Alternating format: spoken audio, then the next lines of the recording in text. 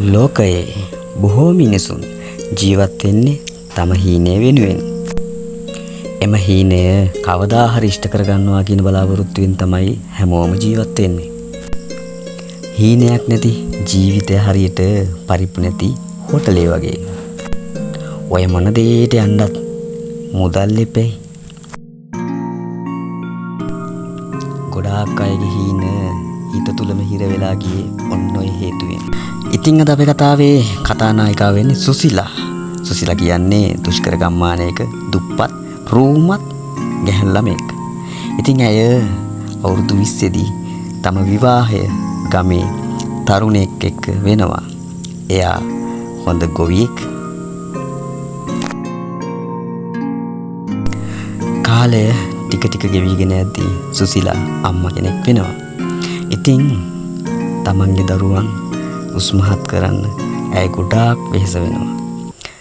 දරුවන්ගේ උරතල් බලලා ඇයව පාසල් යවලා තම දරු පවුලත් එක්ක සතුටින් ජීවත් වෙන්න ඇය හැම නිතරම උත්සාහ කරනවා. තමන්ගේ සැමියට ගොවිතැන් වැඩවලට උපරිම දායකත්වයේ දෙන සුසිලා කාලයත් එක්ක මේ හැමදේම වෙනස් වෙනවා.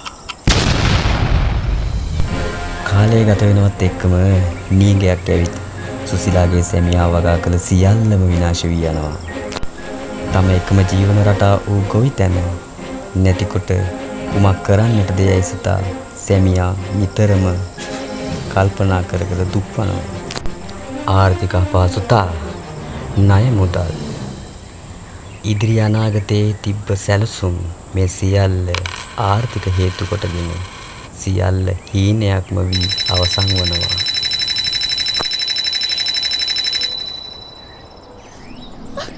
අනේ දැන් මොකද කරන්නේ? මේකට එකම විසඳුමක් නැද්ද? අපි දැන් මොකද කරන්නේ? දරුවන් බඩගින්න තියන්නේ නැද්ද? උගන්නන්න විදියකුත් නැහැ.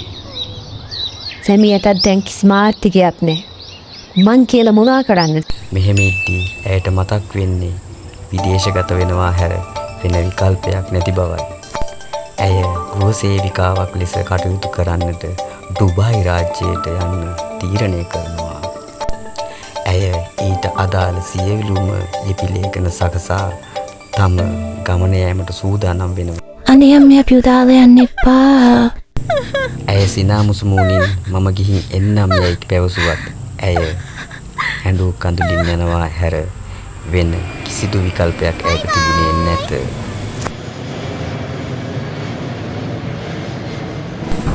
ඇය විඩාබර දුක්බර වෙහෙසකර ජීවිතයක් ඩුබායි රාජ්‍යයේ ගත කරත් ඇයට සතුටක් නම් තිබුණේ නැත.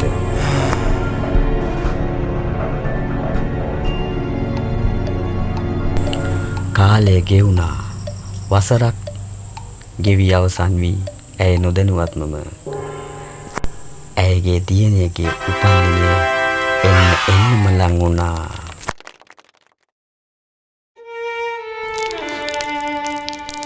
ගිය පාර මගේ දුවගේ උපන්දිනෙට මම ළඟ හිටියනේ. මේ පාර උපන්දිනෙට මම නෑනේ. මං දැන් මොකද කරන්නේ? මට ඒ ගැන මතක් වෙද්දිත් ඉන්න බෑ වගේ.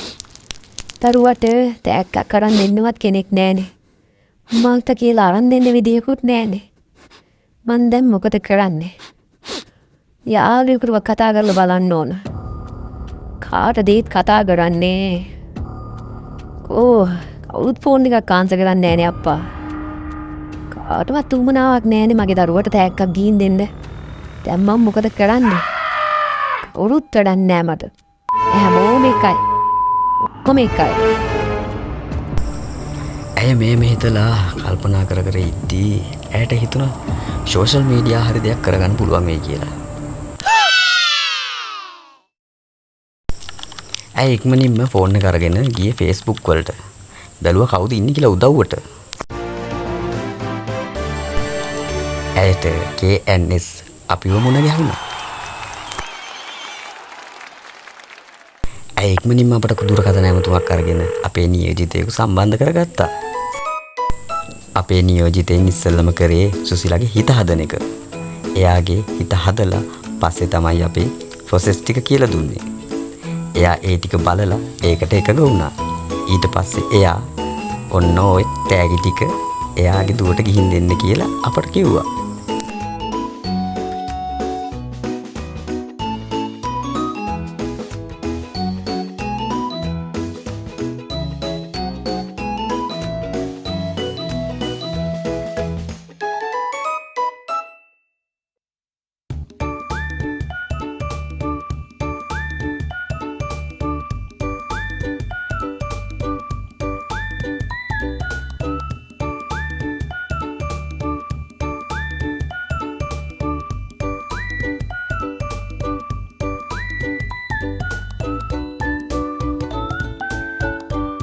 ඇය තෑගි ටික ලෑස්ති කරන්න කියලා අපට මුදල් බැර කරා.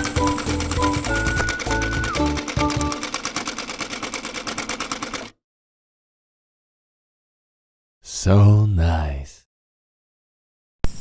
සුසිලාට දැන් බොහෝම සතුටුයි. Here we go. කාලය ගෙවුණා. අද උපන්දිනේ.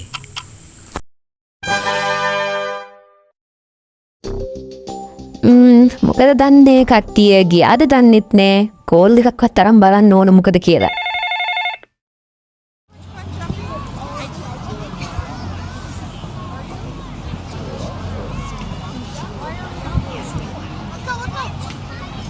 Let's go.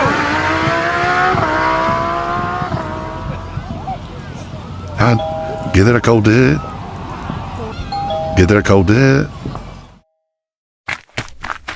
එනෝ චුට්ටක් ඉන්න. කවුද මේ? ඉතින් දියණිය දොර අරන් ආවට පස්සේ අපේ සේවා නියෝජිතයා දියණියට සියලුම කරුණු ටික පැහැදිලි කරා.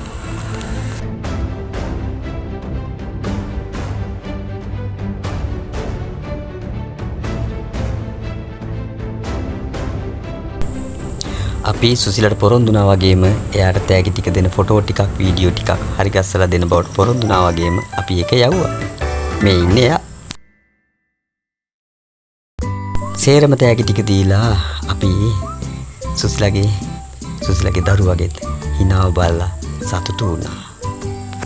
අද අම්මත් සතුටින් දුවත් සතුටින්. KNS Gift House අපගේ ප්‍රතිපත්තිය අපගේ අරමුණ හා වගකීම 100% නිවැරදි හා කාර්යක්ෂම සේවයක් ඉටු කිරීමයි. ඒ සඳහා අපේ නියෝජිතයින් 100% ඔබ වෙනුවෙන් අප කැප වී සේවය කරන බවට තහවුරු කරමු. ස්තුතියි. අපේ පේජ් එක ලයික් කරන්න ෆලෝ කරන්න අපිව සම්බන්ධ කරගන්න.